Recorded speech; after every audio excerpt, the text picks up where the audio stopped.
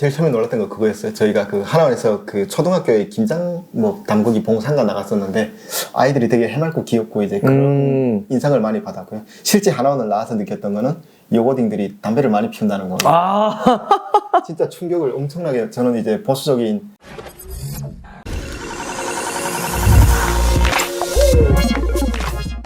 그러면 그 어머니를 이제 모셔갔다는 계획을 하고 네. 그 실행을 했잖아요. 네. 그 과정에서 제가 알고 있기로는 조금 안 좋은 일이 있었던 걸로 알고 있거든요. 네. 그게 이제 코로나 직전이었거든요. 2019년 4월경이었는데 그 전달 3월부터 제가 어머니랑 부쩍 연락을 많이 하면서 이제 그때 말씀을 드렸어요. 제가 어머니 모셔올 준비가 된 것 같다. 이제 그때 집 나올 때 했던 약속을 지킬 수 있게 되었다. 이제 그런 말씀을 드렸고 어머니가 오케이 했어요. 나도 이제 이것이 못 살겠다. 너 있는 데 가서 죽어야겠다. 이제 그런 말씀을 하셔가지고 어머니 결심도 갖고 하고 하니까 그래서 이제 또 브로커도 찾았고 뭐 어떤 금액적인 부분도 뭐 어머니 모셔오고 난 후에 대화를 더 하자 해서가지고 거의 다 얘기가 끝났었어요. 그래서 그때 저는 그 탈북해 오는 과정 중에 제일 무서웠던 게 압록강 건너서 중국에 첫 발을 디뎠을 때였거든요. 그게 아무래도 평생 살아온 곳을 떠나서 뭔가 그게 북한 법에 따르면 불법이잖아요. 그렇죠. 그게 불법이라는 걸 사람이 인지하고 이제 타향을 밟으니까 두렵더라고요. 그래서 저는 그 강을 건너는 어머니가 조금이라도 덜 무서워하시게 제가 마중을 나가야겠다. 그리고 뭐 그때 당시에 막 군인들 뭐 총도 쏘고 뭐 그런 얘기가 있어가지고 그래도 내가 어머니가 넘어오는 과정을 눈으로 지켜봐야겠다 이런 생각이 들었거든요.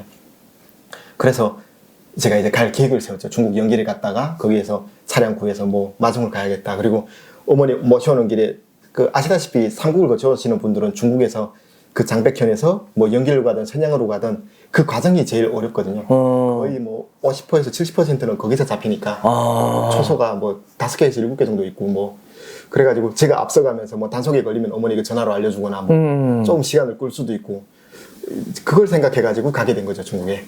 그래서 중국을 가게 된 거로군요. 그래서 중국 브로커들 섭외해가지고 차량도 2대 빌리고 뭐 조선족도 당연히 있어야 되고 한족도 있어야 되고 뭐 그런 사람들을 찾아가지고 고용을 해가지고 갔습니다. 그걸 중국으로 직접 본인이 가가지고 다 한 거예요? 2019년 5월 11일에 제가 가가지고 2019년이면 2016년에 탈북을 했나요? 탈북은 네. 언제 했죠? 2016년 5월에 탈북했고요. 2016년 5월에 탈북했으니까 어머니와의 약속 3년 만에 3년 모시고 만에. 오겠다라는 약속을 지키었네요. 근데 이렇게 이제 중국까지 가가지고 직접 뭐 다 섭외를 했잖아요. 뭐 브로커고 뭐고. 지금 이야기를 듣어보면 아주 순탄하게 지금 흘러가고 있는데 순탄치 않았잖아요. 그쵸. 그게 그 계획은 계획대로 안 되더라고요. 그게. 그렇죠. 계획대로 모든 것이 됐으면은 할 일도 없었죠. 제가 알고 있기에도 어머님을 모시러 가는데 변수가 생겼어요. 네. 그래서 본인이 직접 대한민국 여권을 가지고 북한으로 넘어가는 사태가 벌어집니다.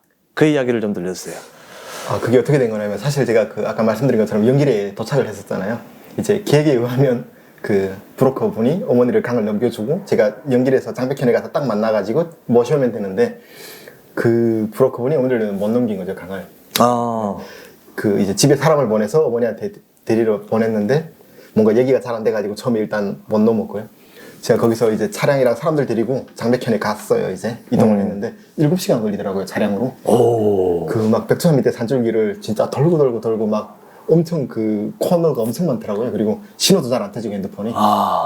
그리고 이제 장백현에 저녁 시간쯤에 도착을 했는데 와, 감회가 새롭더라고요. 3년 만에 건너편을 보니까 맨날 그 구글 지도로 찾아만 그렇지. 구글링 하다가 이제 딱 가서 봤더니 엄청 바뀌었더라고요. 막 역전도 새로 다 털고 짓고 아파트들 많이 짓고 그래가지고 제가 북한에서 나서 자라서 20년 동안 이제 바라봤던 곳에서 그쪽을 다시 봤는데 숙소도 잡고 이제 그 또 중국은 그런 걸 해야 되더라고요. 뭐 북한처럼 뭐 숙박 등록. 등록을 해야 숙박 되는데. 등록을 해야 된다고요? 네, 중국이? 여권도 있어야 되고요. 이제 기다렸죠, 저녁에 전화가 오기를. 그날은 전화가 안 왔고요. 다음날에 이제 어머니랑 전화 통화가 됐는데 갑자기 어머니가 얘기를 바꾸신 거예요.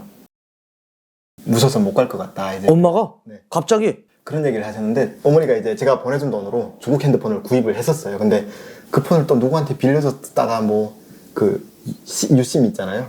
그 전화기 돈이 다 나가서 그게 선불폰이니까 그런 유심을 어떻게 돌려받아가지고 저랑 전화 통화가 안 되고 막 이러면서 두려워하시더라고요. 그 이유를 다시 여쭤봤더니 어머니가 강을 건너왔을 때 저를 어디에서 찾을 수 있냐 이제 만나지 못하고 헤매면 어떡하냐. 이제 어머니 심정도 이해가 가는 게 뭐 남편도 그렇게 이렇고 그렇지. 두려워하셨겠죠. 아무래도 그렇죠. 50년 넘게 그곳에 사셨으니까. 그리고 이제 이제 두려운 부분이 뭐냐고 여쭤봤더니 좀 그냥 무섭다. 나중에만 안 되겠냐. 계속 그 얘기를 하시더라고요. 그리고 원래 3분 이상 통화하면 안 되거든요. 막 도청당하고 하니까. 그 와중에 어머니 핸드폰에 그 요금이 떨어져가지고 통화 딱 끊긴 거예요. 2분 30초인가 뭐 짧게 그 오후 3시쯤에 통화를 했는데 그게 19년 5월 20일이었거든요. 제가 그 통화가 끊기는 순간에 막 엄청 불안하더라고요, 이게. 그렇지. 불안감이 또 이제 밀려오기 시작하는 제가 거죠. 또 그 장벽에 나와 있다 보니까 막 북한 사람들 지나다니는 게 막 보이고 나서 그 심장이 막 엄청 빨리 뛰고 이제 그래가지고 제가 결심을 한 게 그날 저녁에 7시 반쯤에 강을 건넜는데 그 넘기까지는 사실 엄청난 고민을 했었고요. 그러게 그 북한으로 다시 넘어가면 다시 못 올 수도 있다는 생각을 했을 텐데. 두렵기도 했고요. 잡힐 수도 있잖아요. 그렇죠. 브로커분이랑 통화를 했을 때는 제가 넘어가서 만약 어머니를 모시고 건너와서 제가 전화를 브로커에게 걸면 제 비용은 당연히 안 받겠다고 하셨고요. 이제 저도 건네줄 수 있다. 이제 네가 한국 사람인 것만 숨겨라. 그냥 따라오는 뭐 그 집 친척이 있다고 할 테니까 같이 건너면 된다. 쉽게 얘기가 됐어가지고 그러면 내가 강을 무사히 건너기만 하면 되겠네. 그렇게 생각을 한 거죠.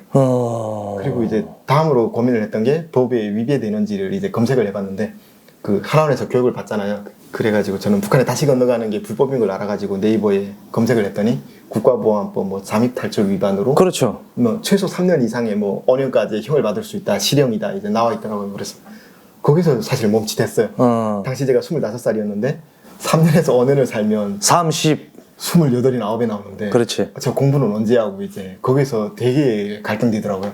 저도 이제 어떤 미래에 대한 인생 계획이라는 게 있는데 그게 두렵더라고요, 사실. 그걸 고민을 좀 많이 했어요. 그러다가 결론적으로 제가 이제 결론을 내린 게 그거였죠. 이제 어머니가 20년 넘게 키워줬는데 뭐 3년 바칠 수 있지 않겠냐. 그리고 그것도 무사히 성공하고 난 뒤에 얘기다 보니까 감당할 수 있다 이제. 그래가지고 결심을 했죠. 건너야겠다 이제. 그래서 그날 네, 그날 저녁 7시 반쯤에 중국 그 마트 가가지고 검은 후드티랑 사 입고 네. 근데 넘어갈 때 뭘 가지고 넘어갔어요? 후드티 사 입고 뭐 좀 친척 애들한테 주고 이제 간식거리도 좀 사고 이제 배낭 하나에 딱 작은 배낭에 짐을 담고 혹시나 몰라서 칼도 하나 사서 팔에 감고 네. 근데 확실히 이렇게 지금 이야기 중에 좀 제가 말씀드려서 그렇지만 가서 잡힐 수도 있고 그래서 전쟁 준비가 준비를 한 거죠. 아니 살지 말지 모르는 그 상황에서 애들 간식을 주겠다고 예?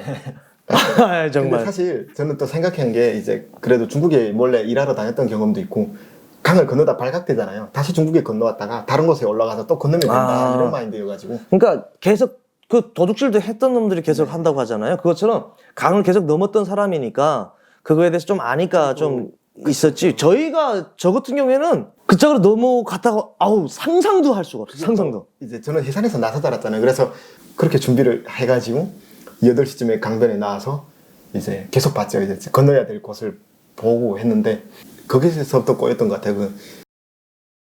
근무를 서던 군인들이 밥 먹으러 갔다고 저는 생각을 했는데 가는 사람을 분명 한 명을 봤는데 이제 건널 때 그 초소에 한 명이 있었던 거죠. 그리고 이제 아무리 생각해도 제가 북한 시내를 또 먼 곳으로 건너면 집까지 걸어가는 시간이 길어지니까 그렇지. 제일 가까운 코스로 이제 건너서 1시간 이내의 거리로 집까지 가야겠다고 결심을 했고 강을 건너다가 이제 발각이 됐어요, 제가. 강을 건너다가? 네. 그래서 8시쯤이니까 그렇게 어둡진 않았어요. 해가 그렇죠. 막 떨어질 지점이었는데 시작부터 고양이 제가 압록강물에 발을 넣었는데 엄청 차더라고요, 물이. 그래서 막 저도 모르게 뒷걸음 쳤다가 엄마 기다리는데 여기서 쫄면 안 된다 이제 이러고 건넜는데 막 눈앞이 뿌얘지고 제가 좀 생각이 많았어요. 그래서 막 울고 있더라고요. 두렵기도 하고 내가 왜 이렇게 사냐 막 이런 얘기도 전에 했었는데 막 세상도 원망스럽고 저도 무서웠던 거죠, 이제. 무서웠는데 그럼에도 불구하고 이제 강을 북쪽 땅에 이제 밟으니까 생각보다 편안하더라고요. 그리고 제가 봤던 중국 쪽에서 보다 보니까 그 뚝이 있는데 다리가 제방 같은 게 있는데 그게 한 높이가 5, 6m 정도거든요. 거기에 북한 사람들이 쓰레기를 버려가지고 저걸 밟으면 충분히 올라가겠다 이렇게 생각했는데 쓰레기를 밟고 갔는데 키가 잘 안 닿더라고요. 그리고 거기에 또 철조망을 그냥 이렇게 세로로 친 게 아니고 세로로 치고 가로로 또 나왔더라고요. 그걸 넘다가 제가 후드티가 모자가 막 걸리고 이래서 그걸 떼다가 떨어졌어요, 거기서.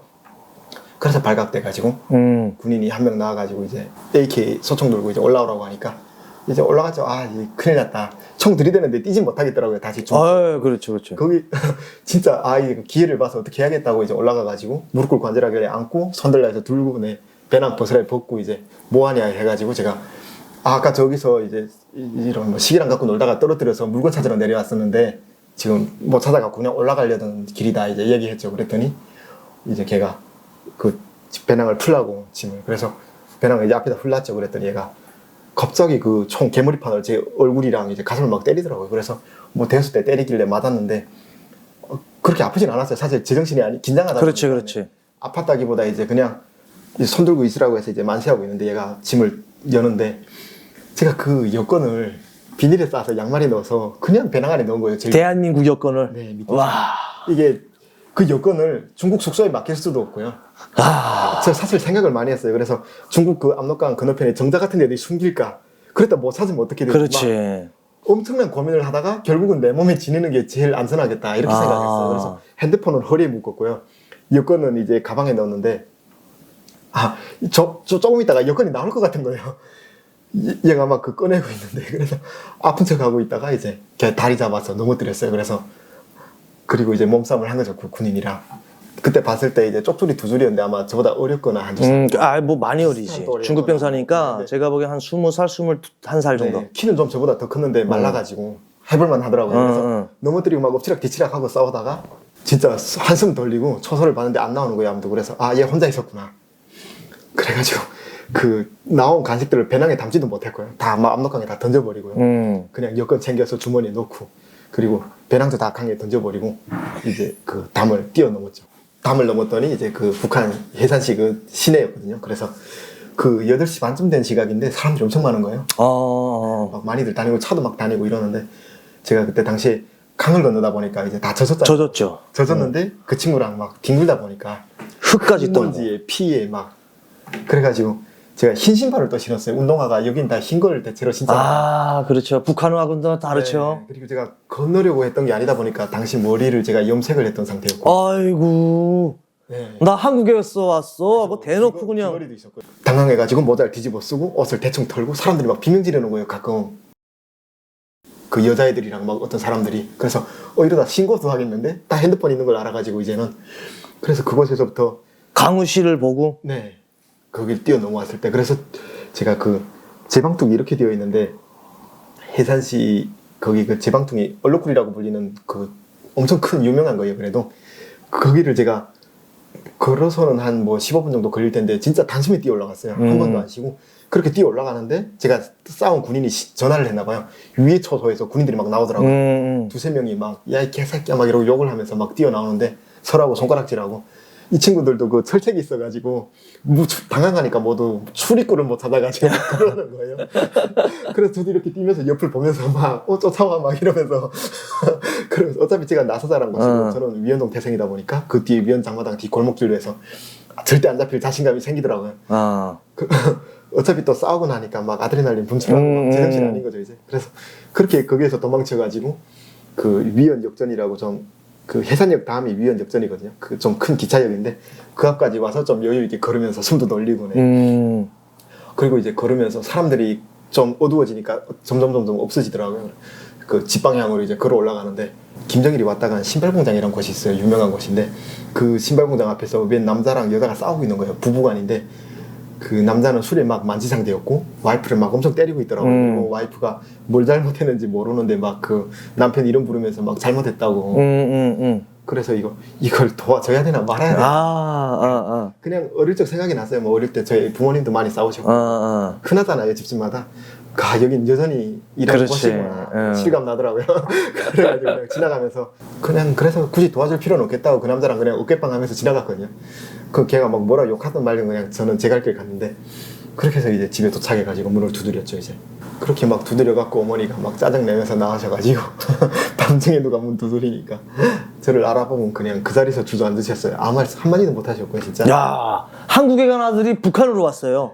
얼마나 당황스러웠겠어요.